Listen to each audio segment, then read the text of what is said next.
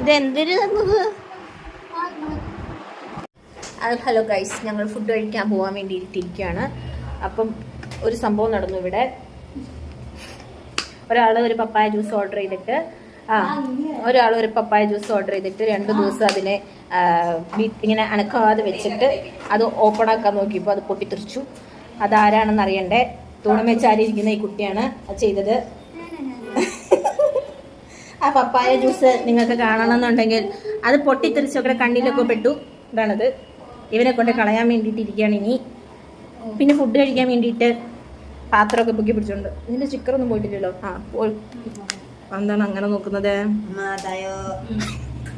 എന്നിട്ട് പാടില്ല എന്ന് തോന്നണം. അപ്പൊ അശ്വതി വരാൻ വേണ്ടി വെയിറ്റ് ചെയ്തിരിക്കുകയാണ്. അത്രേ ഉള്ളൂ.